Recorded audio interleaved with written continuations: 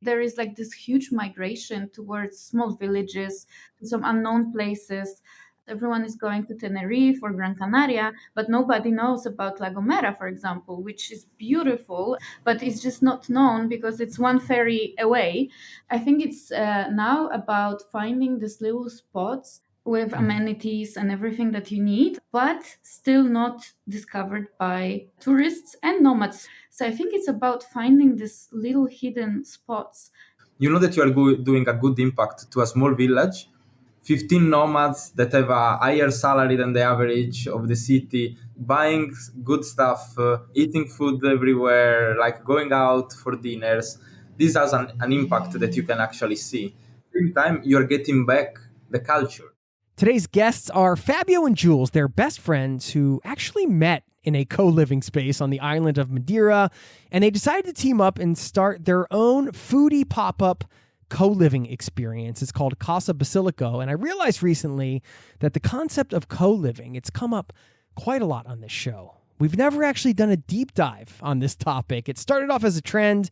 It has grown into a full-fledged industry, and I thought, who better to help us break this down than two kind-hearted travelers who have experienced staying in co-living communities around the world and also running one of their own. So if you've been curious about the co-living movement, maybe looking for a way to travel that creates community while providing everything you need to get your job done, incorporating co-living into your travels might be for you. In this conversation, you'll hear what makes co-living different from staying in hostels, hotels, or other accommodations, the emerging trends in co-living, from big corporate chains to intimate grassroots experiences, some hidden destinations that are becoming co-living hotspots off the typical tourist track, and loads more.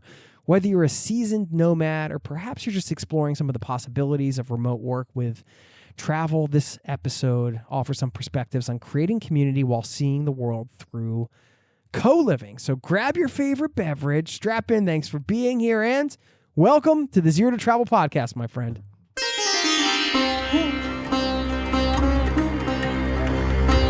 You're listening to the Zero to Travel podcast, where we explore exciting travel-based work, lifestyle, and business opportunities, helping you to achieve your wildest travel dreams. And now your host, world wanderer and travel junkie, Jason Moore. Hey, it's Jason here with ZeroToTravel.com. Welcome to the show, my friends. Thank you for hanging out, letting me bring a little travel into your ears today. This is the show to help you travel the world on your terms, to fill your life with as much travel as you desire, no matter what your situation or experience. And co-living is one of those ways in which you can travel on your terms, something that didn't really exist during my nomad days. And I thought this would be a great opportunity to explore this topic. And that's what was always at the heart of this show when it started way back in late 2013 when I launched the first episode. It was about sharing all of the different ways that you could travel the world, giving you a bit of an a la carte menu, things you could try out, things you could do in certain stages of your life. And I was surprised when I was reflecting and thinking about what topics I wanted to cover that we had not done a deep dive on co-living, which is such a big part of the travel scene right now in many ways. So I thought this would be a great opportunity to give you some perspectives on co-living. By the way, you can check out Juls and Fabio's project over at casabasilico.online. It is a co-living pop-up for digital nomads, spreading love through cooking and real community. And it's a passion project for them. I really love to support travelers out there that are having the purest of intentions. And I think that Juls and Fabio, that is really what they have. That's what they're bringing to this episode and what they're bringing to the table with their project. They really just genuinely want to bring people together, cook some great meals, create some memories, have some great times, and do it in some lovely places around the world. And so I think you're going to love this one. Stick around on the back end. I will leave you with a quote to wrap this one up. Don't forget also, we have a free community newsletter over at zerototravel.com/community. You can sign up over there. Thanks for listening. Without further ado, here's my conversation with Fabio and Juls, and I'll see you on the other side, my friend. Cheers.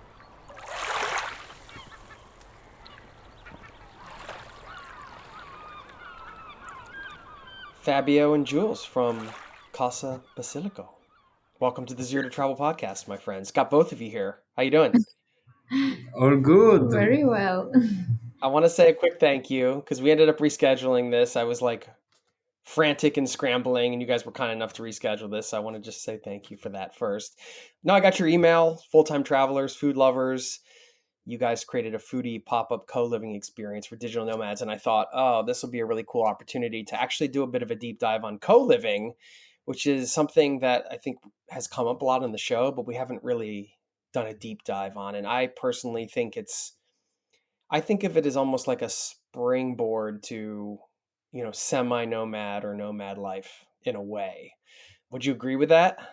I mean, for me, co-living is like the best way to travel as digital nomad. Like I did at the beginning traveling alone, and because I didn't know even that the concept existed.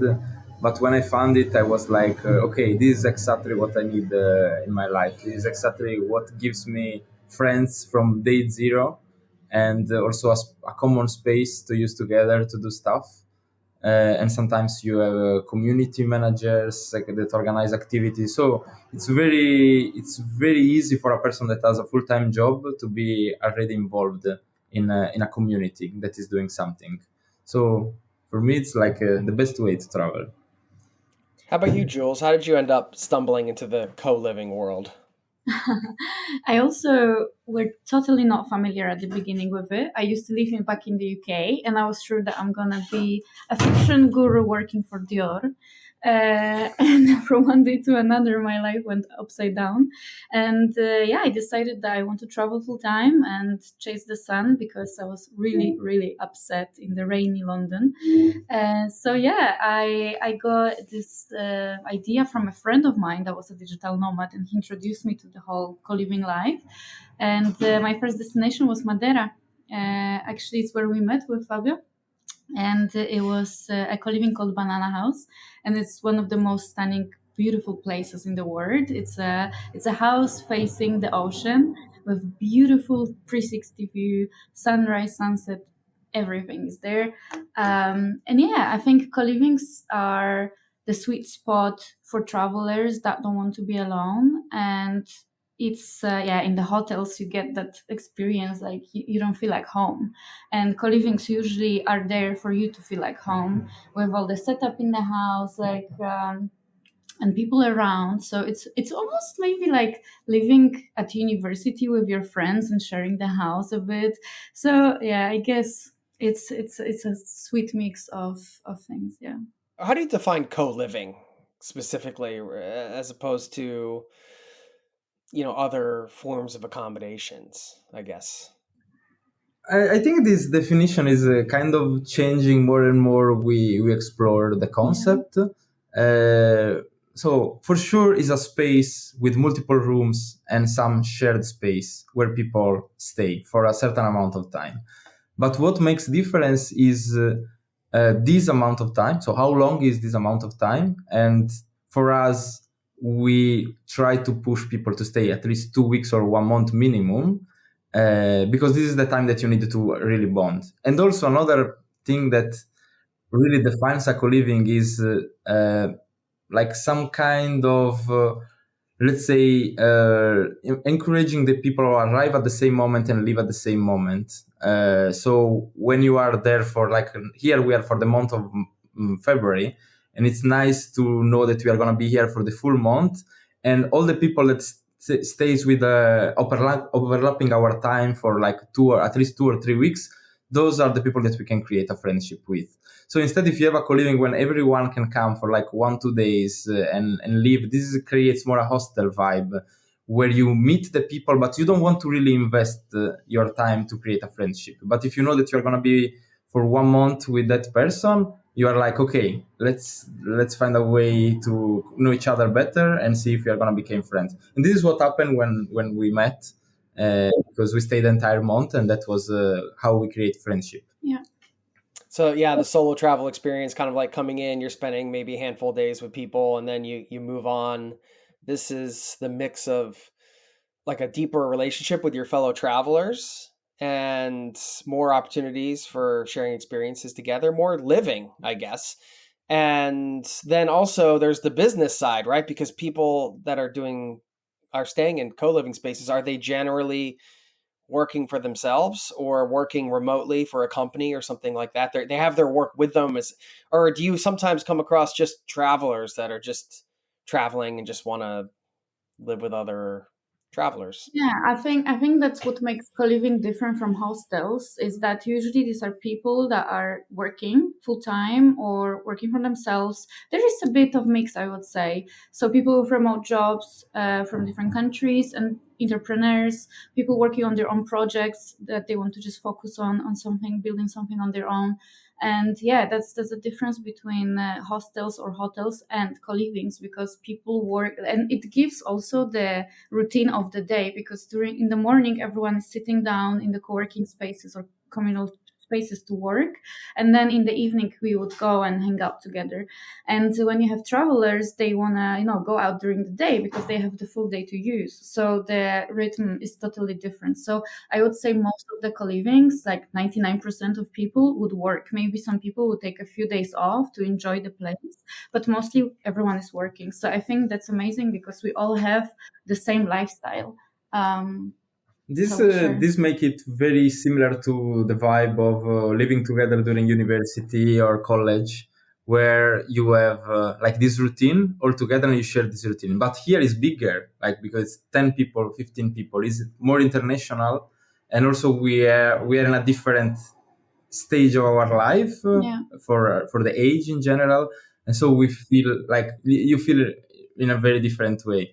And to be honest, like when you're at university, it's very easy to meet people, very easy to make friends. But when you are traveling solo, having something like this, it's easier exactly as university, even if you are 35 years old. So it's perfect. Yeah. No, it makes sense. I was reading a article pretty recently. They were talking about how it was more difficult to maintain sort of friendships or build new friendships when you're older. And the reasoning was that, when you're at university, as that example, you're all together almost every day, all the time. Or at school, my kids go to school, they're with the same people all the time, and that's just what it is. And then when you become adults, everybody branches off and does their own thing. So this is bringing people together in this way. It's kind of baked in that you're going to be having these social situations and you're going to be doing stuff socially together. And I mean, Jules, what you said about the rhythm, that kind of struck me because, there's also this element of like, I don't know about you guys, but it's pretty easy to procrastinate when you're in a beautiful destination, right? Like you're just like, all right, yeah, why am I sitting here on this computer when I could be out surfing or something? And so I haven't stayed in a co-living space, but I could imagine the built-in accountability helps. You look over and you're like, oh, okay, these people are working. Like, not that I can't go do that, but it's just kind of, there's the business side of it too, where you're just like, am I spot on there? Is that Absolutely, yes. okay? I think it happens every day. Like, I don't know. Obviously, like, you have different routines. So when I'm back home in Poland, for example, I wouldn't wake up at 7 a.m. to go to see the sunrise and do yoga on the beach because it's freezing cold. So obviously, when you are traveling, you have all these opportunities and things. And I think you also try to maximize your day. Like, try to wake up early so you can catch the sun and do everything, and obviously fit work in this as well. But then we are like so motivated by the fact that we want to have lunch together, and then in the evening we want to cook or go together for some nice restaurant or go out in the see the island.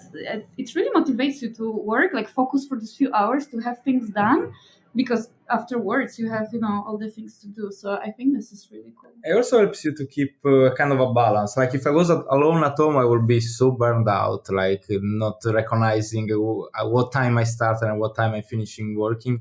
Instead here, like I focus, but I take it easy too. Like if it's too much, now I can go downstairs in the kitchen. I can bitch a little bit about my coworkers and with someone else that is struggling with the same problems. And it's actually nice. And then I go back to work. So you have this balance, you have accountability, you are motivated by seeing other people working a lot. At the same time, if you want a little bit of distraction, it's just down there in the community area where there's the kitchen, usually outside of the co-work, and this is actually really cool escape.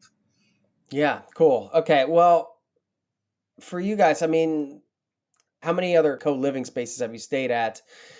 And for anybody listening, that's like, you know what, this sounds interesting, but is this just one of those things for like young people? You mentioned the university vibe and things like that. I'm just wondering for people that are like their interest is peaked right now. Like, this sounds cool, like built-in community, other people working, travel around the world. I'm vibing with this co-living thing. What advice would you give people for sort of like taking in the landscape of the co-living landscape as it exists today, trying to figure out like a match for them, for their personality and their situation, and maybe even their age, if that's a thing? I'm just curious, what would be your advice here? I think it's really, really important to understand what do you want to get out of it. So either you want to have fun, meet friends, party, and as we said, like you want to be on that side, more of like university vibe.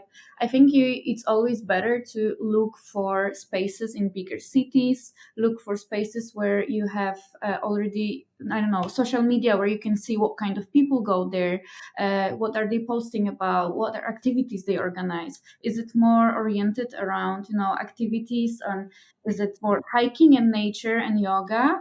If you want more like grounding experience and you are more in like outskirts in a small village, obviously you're gonna get more of this like resort chill vibes. Or you want to get more, active community and fun. So I think you can really like understand from how the co-livings are promoting themselves, like what activities they have, what people are out there. Obviously sometimes it's hit or miss. Sometimes you can get a group that is amazing, vibing with you, everyone is like with the same age range as you, and you have the best time of your life. And sometimes you have totally different concept of who is gonna be there, and you can be surprised. So I don't think that there is like one recipe that you Google, you go, you do your research, and it's gonna be exactly as you imagined, because it's not. It's always about the people, and it always varies whoever arrives there. But I think, yeah, it's something that we've been really, really struggling with and looking for in the past 3 years of our travels, is having more filters on the co-livings, like being really explicit, really honest about what are you gonna get. Now we are in La Gomera, which is a super small island, very well known for hippies, for hikers, for nature. There is no, like parties. It's not a big city. It's a super small village. So obviously our expectations are, okay, people are gonna come here to hike, to chill, and take them time to work, and this is the kind of people we met here. So after a while, you are building up on that experience. Where have you been, and what kind of people are attracted to those places? But yeah, there is no one recipe, I think. Yes. But one thing that I will add is, okay, you have to understand what you want, and you have maybe to try a couple of co-livings to see if the concept works for you. But another advice that I will give to someone that is starting is to try something that you don't want, because this is what we love counterintuitive advice here. Well done. Give it to us, man. Give it to us. Yeah, because this is where the fun starts. Like we had people that we met in co-livings that we were running, or co-living that we were just present there, that they were not liking it at the beginning, and they were like outside of their space completely. And then at the end of the month, they were a different person, because they just they came out of their comfort zone. It's usually the introverts that they Yes. really want to push themselves, but they're really scared, and they need a little bit of... Especially beginner digital nomad. Like your life is, you were doing 9 to 5 in the office, you lived in the square, and you see someone that is running a co-living very outside of the square, but is still having a full-time job and doing good things. Maybe it's not for you for 12 months, but 1 month it's nice, and then you have an overview how can be life in a completely different way.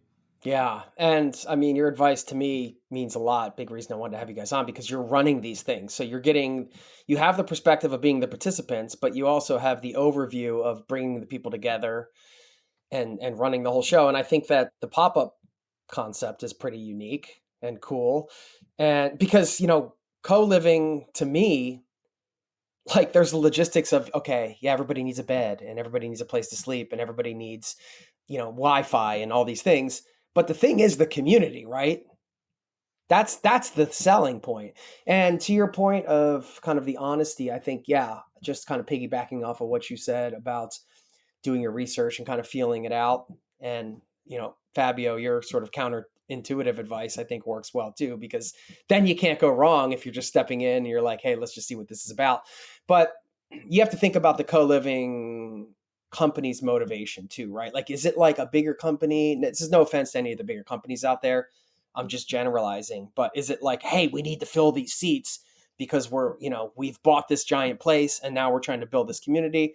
Or is it like, hey, this is just what it is. We're looking for this kind of people. Like that's why I want to have you guys, because that's more your vibe, right? You guys are like, we love food. We love bringing people together. Like, this is what it is. Like, if you vibe with it, cool, apply and let's get it going. Yeah, I want to ask about some of the community aspects with what you guys have learned with, cooking food for over 200 nomads and what you've learned about building community through shared meals. But I mean, before we go deeper on co-living, come on, guys, you got to tell me a little bit more about when you met, like that first conversation. Was it like the spark, like the whole, like you walk in, you see each other and then the record goes and like the room freezes, or was it just more like, I don't know, I just ran into this guy, whatever. And yeah, how did it work for you guys? And where are you guys? Tell everybody where you're from too, one more time, because everybody hears the accents and it's nice to know where people come from. Go for it.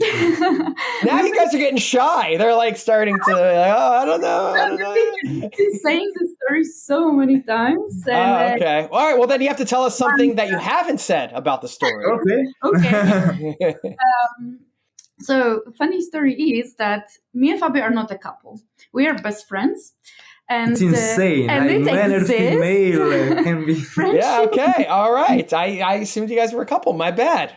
Yeah, everyone is thinking that. And I think it's our biggest icebreaker whenever we enter the room, because everyone is thinking we're a couple because we're running a business together and we're traveling together and we're male and so we're like, by the way, we don't sleep together. By the way.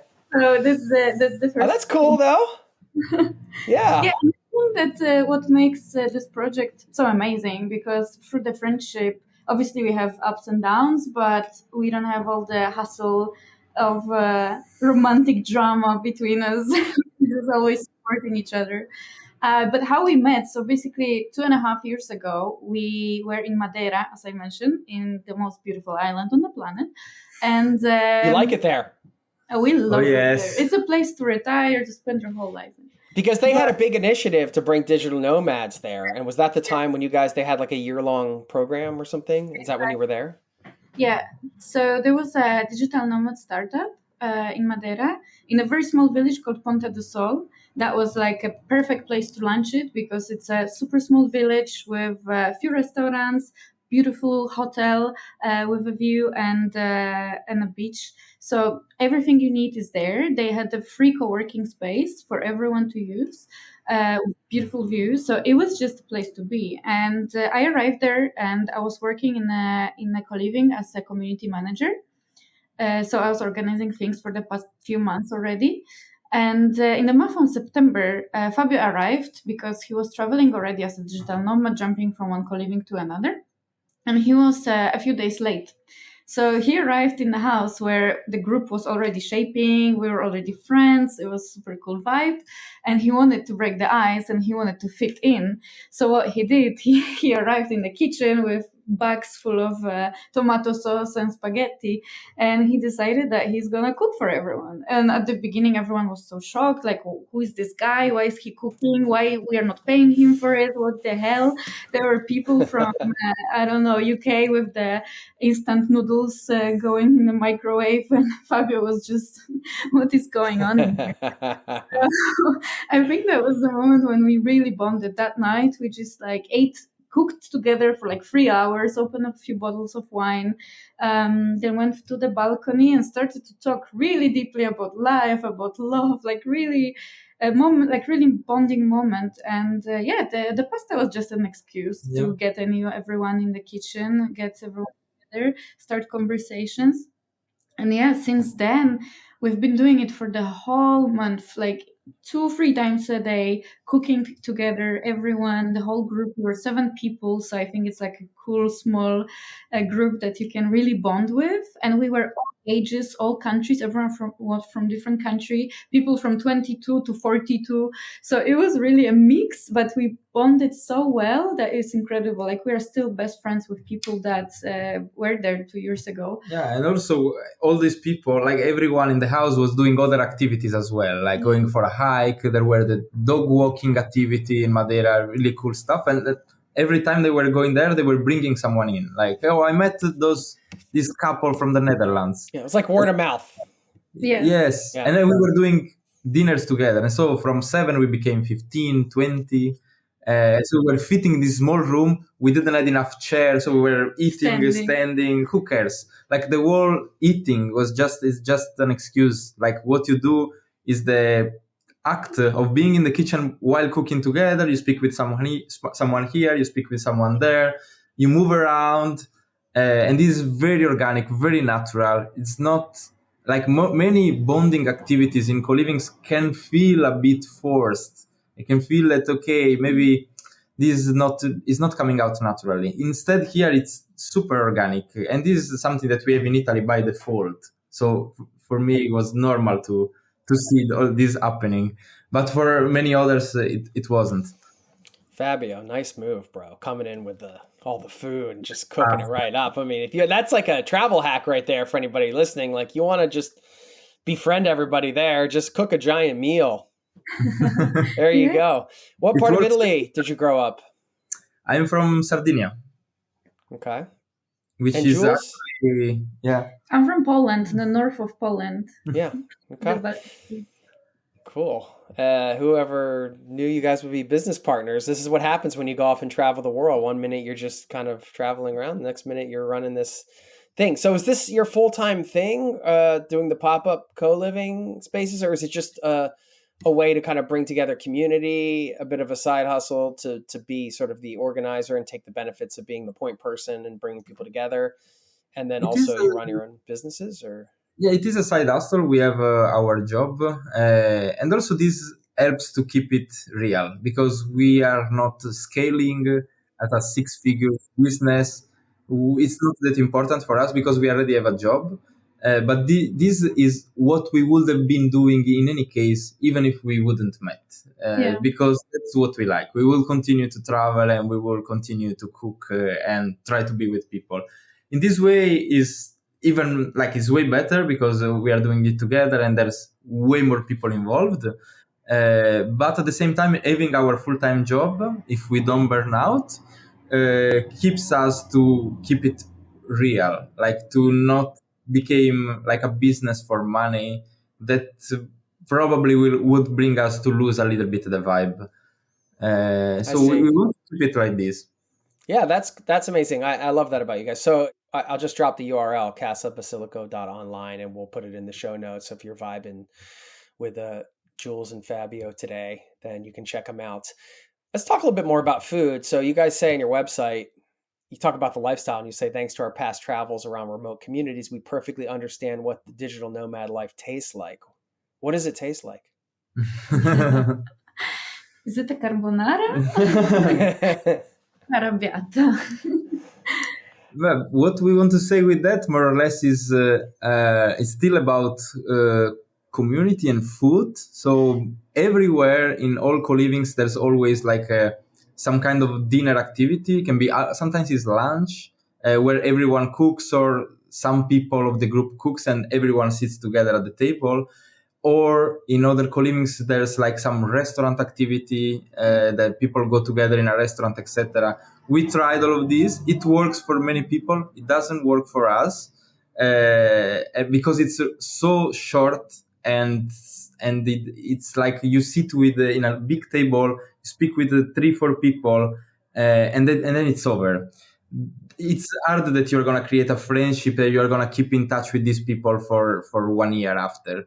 Instead, what we want to say with that sentence is that if you want to create a friendship, this is your goal, you have to spend more time. And since you have only few weeks in the co-living, you have to spend as much time as you can, the free time that you have.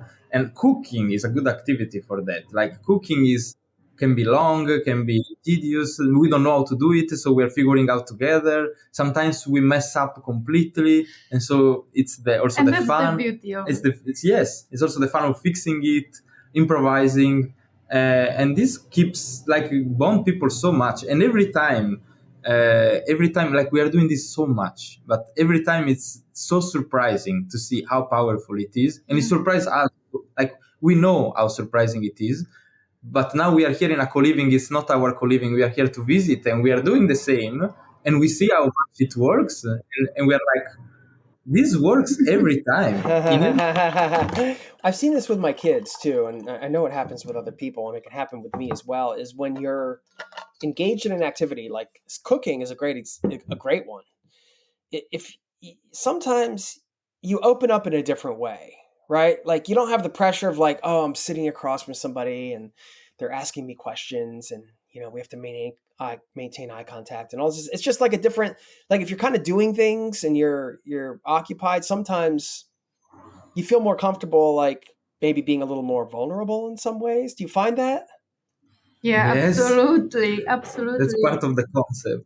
Yeah, what Fabio said, I think even though we are both very extroverted, for us, it's intimidating as well to be seated in a table and be forced to ask people like, where are you from? How long are you staying? All the small talk, and tell me your story. Like, no, it just doesn't feel organic, and natural. But if I'm going around the kitchen with a glass of wine, and then I see someone chopping the onion in the wrong way, and I'm gonna say, dude, show me. Don't lose your fingers. We start the conversation naturally from not losing the fingers with the knife, and then you go. Especially with those dull, like hostile knives, if you're in one of those. Yeah, exactly. It's really dangerous. So I think that's it. I want to hear a little bit more about destinations. I mean, you guys have traveled around. We can apply this to co-living as well. It seems like you guys are pretty tapped into the scene. I mean, are there some destinations that have surprised you as unexpected co-living hotspots, let's say, or if maybe hotspots is too big of a word? Maybe we're not looking for hotspots. Maybe we're looking for more hidden gems or more places that are up and coming. I mean, you guys following along in like the global co-living scene? Can you speak to that? Yeah.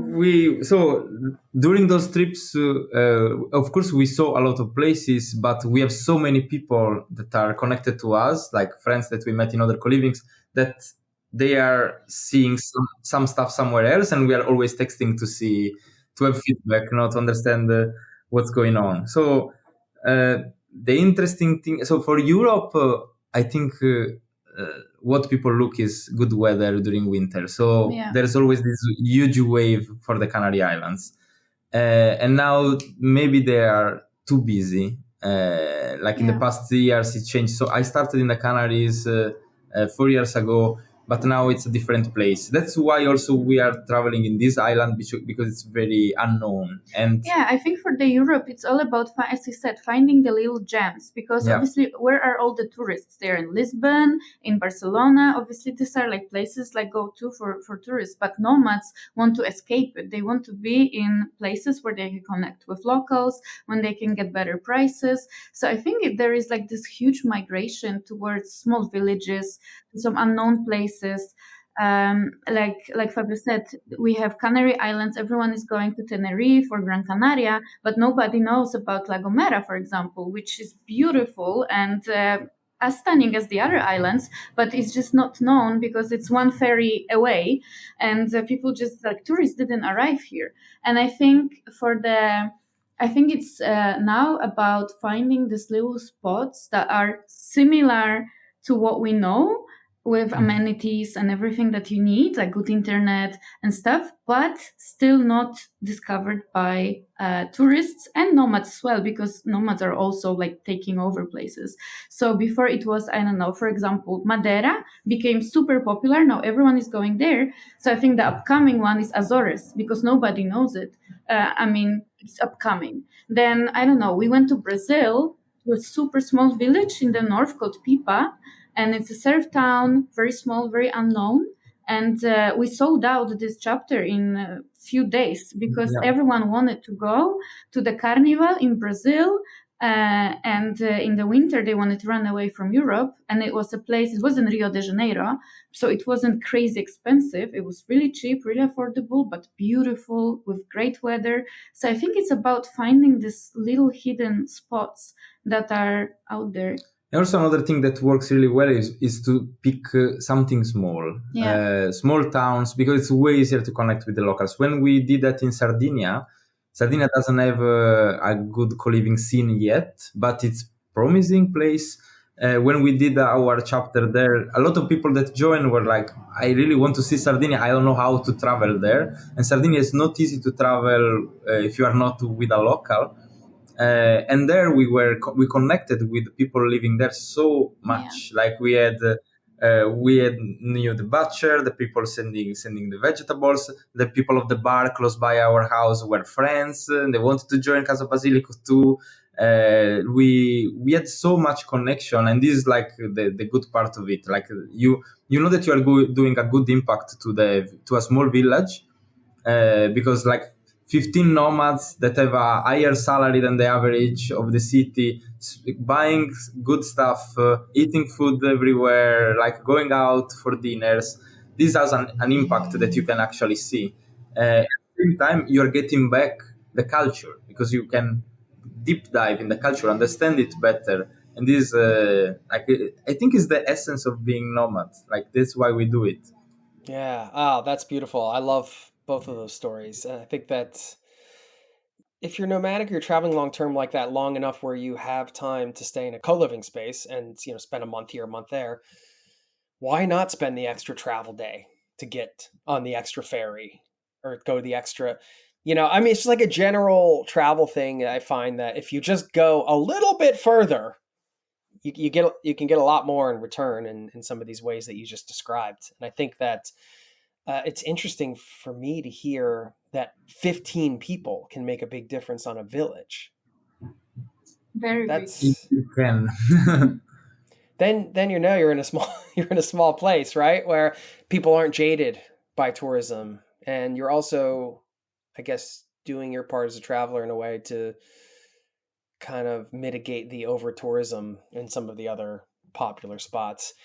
What destination has surprised you guys with its food scene? Because you guys are big foodies, and I know you're cooking a lot, but I'm sure you go out to eat as well.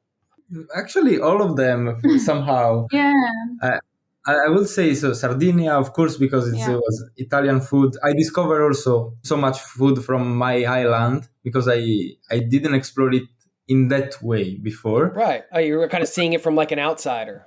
Yes, and also like with the cooking classes, we learn how to do some very particular pasta that we made in Sardinia, and so I discovered how to do it. I didn't know, and it was great. Then Brazil, I think, was really surprising in terms of the restaurant scene. Also a mix of cultures, because there are so many Argentinians in there that we actually, being in Brazil and discovering the Argentinian cuisine was really huge and really interesting. And something we really like doing as well is inviting chefs to come in our house. So we did that in Brazil, and we asked one of the chefs from the village to come and do a live cooking class with people from Basilico, and that was really amazing. We were cooking moqueca, which is traditional Brazilian dish, and he brought like a huge head of shark and he put it in our freezer.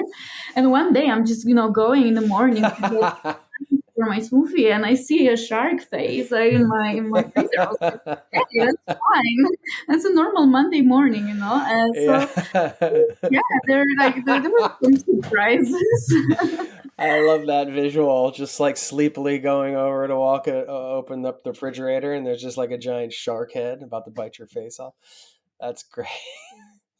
That belongs in a comedy film. You just close it like nothing happened. That's even more funny. How long have you guys been traveling, and what's keeping you traveling right now, just personally? You remember before Jules was talking about the fact that when you meet someone, you have to do like the small talk part at the beginning when you talk about like, what's your job, where are you from, how much are you staying. This is very boring. We tend to skip it, and like we try to ask this question, like, what is motivating you? What make you leave your place to many people? And like most of the stories is a breakup story. Like someone has a long relationship, breaks up, and then decide, okay, I have a remote job, I'm leaving. That's my story. They're like healing, traveling to heal in a way. Yes, travel to heal. Like this is my story. I went through a breakup, and then I decide I don't have any reason to stay in Italy anymore, and I have a remote job. I want to travel. Let's go for it. Other people instead gets motivated by just curiosity of discovering different cultures.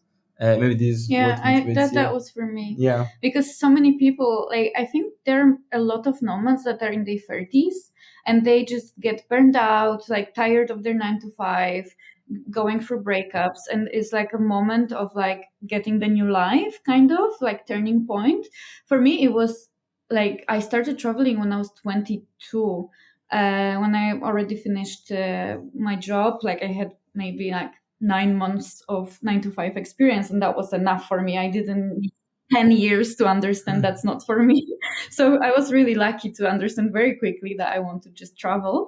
And so for me, it's just about this adrenaline of, going to new places, getting to know new people, coming up with new ideas. Like I would never say back then when I was a student or when I was, I don't know, in high school, that in the age of 25, I would be running 2 companies and traveling full time around the world, like with some crazy Italian cooking.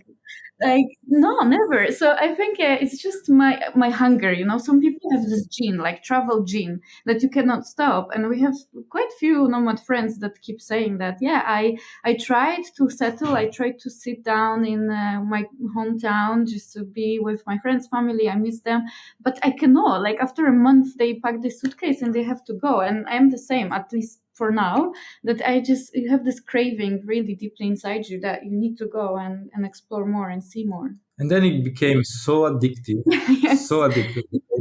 Like most of the people, it's like at the beginning you have this event that make you escape, that can be a breakup, for example, and then after you have this adrenaline when you meet new people, and you want that adrenaline more and more. Like for us, we are really extroverts, so we crave for that adrenaline of having a new person on the table or 10 new person on the table and asking them questions and see what's in their head.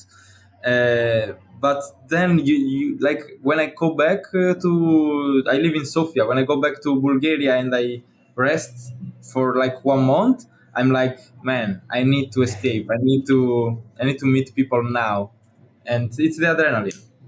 Yeah, Bansko, another hotspot, co-living hotspot we didn't talk about. You guys shared the story about when you first met and you ended up in this deep conversation. It really took me back to some of those moments traveling where you meet somebody and you connect on some level that's absurd in some ways. You're like, we're connecting so deeply, and it's just such a beautiful thing. Yeah, I'm just wondering if you have any other stories that you've witnessed along those lines where perhaps the food experience or whatever has opened up deeper connections through your community. Actually, we have many. There is one that we love telling, and it's really funny one. So we understood that food is one thing, and also going together through a crisis with a community and solving it's another thing. And it's really amazing, actually. So even though it sounds dramatic, but when we were in Sardinia, we were driving a car of Fabio's grandfather, like old Punto. The car was falling apart, but we drove through the whole island with that car. Yeah. So that's the way to do it. Yes. That's the Basilico way, I would say.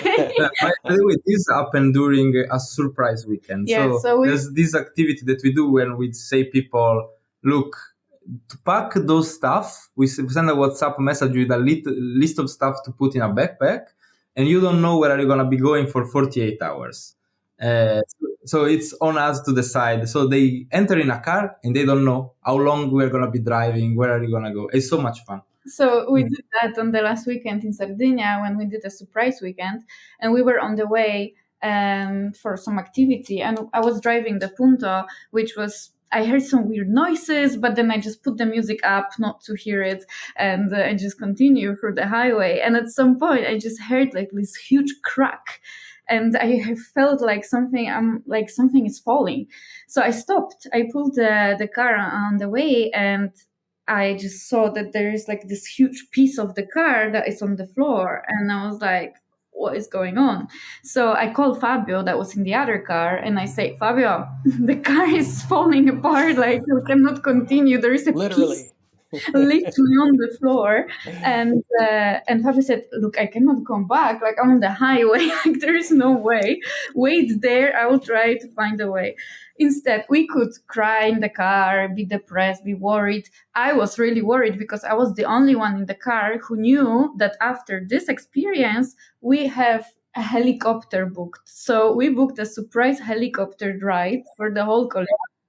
And everyone paid up front for it, and the pilot was waiting for us. It's crazy what you can do with a credit card nowadays. So I was so stressed, and I couldn't tell anyone, like, guys, we have to fix it because the helicopter is waiting. So nobody knew. So I was there on the highway. It was like 30 something degrees, full sun, AC is off, like the car is off. So what we did, we took the speaker out, we put some techno music, and we then I remember that we have so many plants of basil in the trunk. So we had to take it out so it doesn't, boil in the trunk because it was so hot. So we take all the basil out, we put the music, and we started party with plants of basil, dancing, laughing. And then Fabio arrives. It's like, what is going on in here? Like, just random people on the street dancing with the plants of basil. Like, what is going on? They were doing a full photo shoot because one of the photographers was in the car. So they have this amazing photo shoot with the Fabio arrived, and he pulls this like hotel white towel on the ground. He takes some random scissors that he found in the car. He cut the piece of the car off, takes it out, put it in the trunk, and he's like, continue driving, let's go to the helicopter. And that moment was one of the most challenging and bonding moments for the community and for us. Like, we were like, if we can go through this, we can go through anything. That's so great. What a great story. And you know that you're doing a great job if you got a car full of people and they're stranded in the heat like that, and they still want to talk to you guys. Yes. They were so when we arrived at the parking spot, it was behind a restaurant. So everyone was thinking, oh, we are going to this restaurant in this very nice spot for a good price. Yeah. Right. And then there were an helicopter parked and a pilot waiting for us. And the pilot walked towards me to shake my hand. And they were like, no, the helicopter is here just as a coincidence. So right. That's great. Yeah. They're like, first we're going to have an impromptu dance party with Basilico, and then we're going to go to this. That's great. And also like the junker car to a helicopter. That's kind of a funny image too. What do you guys think about, the rise of co-living spaces? How do you think that this whole movement, what do you think it says about like work, travel, community, remote work? I know you guys aren't here to predict the future, but if we were going to ask you to kind of take a look at trends in co-living based on your experience, based on your personal experience in running one, where do you think things are going? Like, it's funny because some of these companies are now reversing and they want to bring people back to the office. And, where do you guys think all this is going? Actually, funny enough, I had this conversation with someone just yesterday because they were asking me the same question. And to be honest, from what we are seeing is that during COVID, there was this huge boom. Like, everyone wanted to travel. Everyone wanted to work remotely from some cool places, be in the villages, in the nature. There was like really big demand for it. And since people stayed, many of them with remote jobs, it became more and more popular to search for places like co-livings. And I think that was the rise, like for the past 2 years, there were so many new co-livings that we were like, it was hard even to catch up, like how many are there. And it was just like one account after another that we saw popping there and there. But I think now, and obviously there is that differentiation which you mentioned, that at the beginning there were like few really big companies, like American companies, that created very big chains. So you had membership, and you can travel around the world, go to expect the same things, the chain thing. And people like many Americans were traveling through that, so they arrived to Europe as well because of that. And now I think there is more and more upcoming in Europe, but like smaller places. So like pop-up co-livings or little, rural houses somewhere in the villages. So it's not anymore, like the trend for the big ones, the chains in big cities or stuff like that. And I think, I don't know, I have a feeling that now it's getting a bit more difficult to feel co-livings. Like there are some empty co-livings, there are some co-livings that people try to convert into more hostel, going on booking.com, because it's really hard to find so many nomads, because as you said, there is that trend of people going back to offices, and it's usually not even like full-time offices, but they ask you to be like 3 times a week, 2 times a week, and that locks you already that you cannot spend a month in a co-living, right?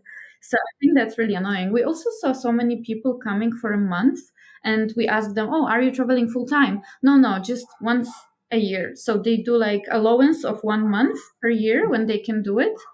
But obviously that's not enough. So I think there was the big boom and everyone was trying to get in the stage. Then the big chains tried to put prices higher and higher, then they failed, and now people are trying to figure out something in between, something that is a balance, something that will work. And yeah, I think we are trying to get there. Who is gonna survive in all this game is who is like the co-livings that are really offering something different, something that is unique, and something that, like as we said before, we have this layer that is the accommodation, internet, good amenities, and then the layer of the community on top of that.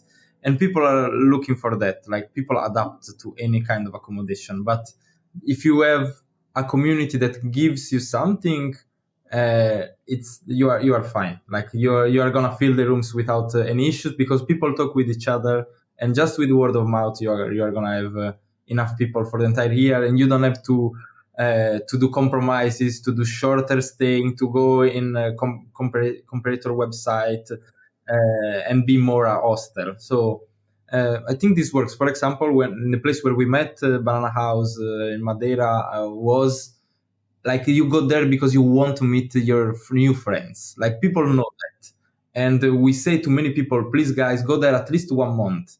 And they ended up staying free for extending, because the whole city is a melting pot of nomads. Like even if you don't meet in the house, doesn't matter. You go to an Airbnb and then you meet them somewhere in the co-working, because it's all like a melting pot. So you need these kind of hubs. A co-living in a hub is where like you're not gonna have issues to fill it. Yeah. Okay. So yeah, sort of like the more grassroots type of places, more, I don't know, I hesitate to use the word authentic, but like you said, maybe non-chainish, let's say, smaller business owners perhaps. Do you think that the pop-up thing is the thing that's going to keep going, or do you think that I guess there's room for both, right? Like the epic house with the sunset that you described on Madeira is like a stationary place. Perhaps somebody owns it and people just come there and that's what it is. Whereas opposed to you guys are, finding new places finding a place in each destination and kind of bringing the community together. Those two models, which one do you think? Now, I'm not going to say which one wins out because there's room for both. I'm just wondering, which one do you think is going to be more prevalent in the next 5 years? An hybrid, I think. The hybrid? Yes, this is also what we think will work for us. We would like to have a house and do a concept for the entire year there, and people can go there and live the experience. But at the same time, also trips, organized trips in other co-livings. So you can build friendship with other co-livings too, like partnership between us and other co-living owners. We are in the same business. We can also optimize because we can take those co-livings in the lower season when it's harder to fill it. And for us, it's easier because we already have a community that maybe wants to explore that place in a moment where the prices are cheaper. Yeah. So we are getting a space that will be empty, full, and this is a good optimization. Also, you help like as well, you help the locals, because in a moment of low season, you bring some people that are doing stuff in the city. They are doing good activities without too much tourists. They are getting money because they are selling stuff, and everyone is happy. And answering your question, like in terms of the next 5 years, I think from what we've been seeing for like employees and companies and what people are looking for, I think the pop-up and overall like retreats and like workations, like that's how it's called out there, are gonna be the future because yeah, as I said, people can work remotely for a certain amount of time, so they cannot stay longer. And I think if they want to experience different things, they are not going to go back to the same house every time. Like they want to see different countries, different cultures. So I think that the whole idea of like going to different places, but knowing that, because as humans, we need the comfort. Like why people stay in the same hotels or going for chains, because they seek comfort within the discomfort of traveling, right? So we want these basic things to be there. So if you provide them, okay, this is what you can expect from the company, that we're gonna give you the community, the food, this kind of activities everywhere, but in different places, that's quite attractive, right? So we've seen a lot of pop-ups rising now, retreats and like projects that are focusing more on short experiences and going from place to another rather than taking the whole place long term, because it also comes with responsibility, to pay the bill for the whole year for the house. So I think it is going that direction of like more loose cannon, I would say. Okay, cool. That makes sense. Well, can you guys do one of these in Norway? I want to hang out and make meals. I know it's not like nobody wants to come here because it's too cold. I'm using air quotes, but it actually is cold, so I shouldn't even use air quotes. Maybe one day. By the way, for a weekend, weekend is good. Okay, cool. We have like charming cabins with grassy roofs and that sort of thing. She's nice. Pure views. We are always chasing the sun and like going to warm places because we want to escape winter. But not long time ago, we went to Switzerland to see how it is to experience the winter as well, and Alps, and it was stunning too. Like the snow, the views, like it's really really. I mean, cool. We were in the Alps. That was beautiful for real. Cozy. All right, before we let you go, guys, share where you want people to get in touch. I know we were going to drop the links, but is there anywhere else you want to just share here that we missed and just about what you guys do? Yeah, so Instagram? Yeah, Instagram is our main channel, Casa Basilico Co-Living. We are oversharing there everything about what's happening. And this is also so real. Like if you check the stories, this is exactly what you expect when you are going there. Because we had people coming and say, yeah, I checked Instagram, but I didn't expect it was real. It is. It's exactly what... There is that layer of social media that everyone thinks, they pretend stuff like just to show off, because that's what social media does, right? Instead, we're trying to be so us on socials that people love it. And we have so many followers, people that went with us, that we're doing stories about, and people love it. So if you really want to see what Casa Basilico is about, Instagram is the place to be. Yeah. Okay. Well, we'll link up to that as well so people can find it. By the way, somebody who lives overseas in a foreign country and has attempted to learn the language and has to an extent, I have to say, you guys, amazing English. I mean, you do this all in your non-native tongue, which, I just want to say that's awesome, because one of my dreams would be able to like execute an interview in Norwegian, but it's tough. So anyway, I just want to say, like, awesome. Thanks. I don't feel like people that, are just, it just kind of takes for granted how so many people speak English, but, it's like a whole other language. So anyway. No, but I think this is actually a funny topic, because when we met, I was speaking this like super British English, like super, academic. And then Fabio was speaking 5 words in English, super bad. And then our language is like merged. And now I speak English with Italian accent very often. I discovered that the Italian accent is so contagious. Yes. And so people, like in the house, people start to speak in Italian accent. It's everyone. crazy. Oh, yeah. It's very So, infectious. Jason, because soon you're gonna go to your kids and be like, guys, If anybody listens to the interview I do after this, I'm going to be like speaking Italian. And we're like, what happened? Oh yeah, he talked to those Casa Basilico people. Yeah, they rubbed off on him. Before we let you go, can you just share like anything you want to share here right now in terms of like a little bit of wisdom, or perhaps like a quote you're living by, or just like your best travel advice, or anything like that, just to send us off on like a challenge perhaps you want to issue to people? Yeah, like Anything you want to leave us with? I can shoot some stuff randomly that comes on top of my head, but like really do something that you don't want to do sometimes, because it's really good fun and you are going to discover something about yourself. And when you meet new people, don't be scared to share personal stuff. Don't be scared to overshare, because overshare motivates other people to overshare too, and you have a friend in zero time, because we don't have time for doing small talk anymore, and it's not important to do small talk. Like if you meet someone and you are interested in their personal story, share your personal story, and you are gonna get something back. Beautiful. yeah, Put more cheese on the pasta as well. Nice. always Love put it. more on it.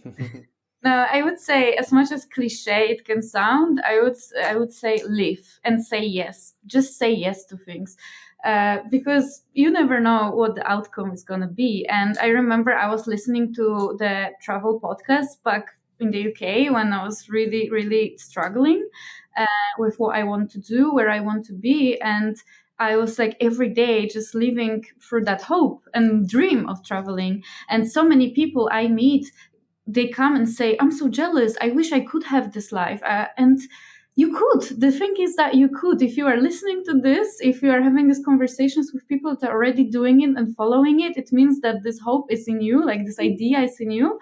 So just go out there, say yes. You are probably, never going to regret it, because saying yes always leads to good things. So beautiful. What a great way to end it. Thank you guys so much. I'm following you on Instagram, so I look forward to keeping up and, wait for you guys to come over to Norway so we can make that happen. Yes. And yeah, maybe I'll put a giant shark head in the refrigerator just so you feel at home. That sounds amazing. Now. Yeah. Thank you guys so much. So much. Thank you, Jason, for having us. Take care. Take care.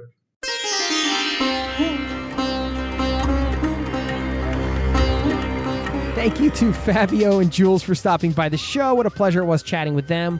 Got all the links in the show notes. I'm going to leave you with a quote on community, of course, one of the big themes of that conversation. And speaking of community, if you go to zerototravel.com/newsletter, you can sign up for our community newsletter over there. It's free. You're going to get some cool travel links, some personal updates. You can hear about some of the latest projects going on, get a little behind the scenes look at what is happening on the pod, what's coming up, all kinds of fun stuff. And it's free to sign up. So feel free to do that over there. Now, this quote from Dean Ornish, who said, "The need for connection and community is primal, as fundamental as the need for air, water, and food." Thank you for listening. I hope you have a great rest of your day, and I'll see you next time. Peace and love to you and yours. Cheers. This podcast has been brought to you by zerototravel.com. Ideas and advice to make your travel dreams a reality.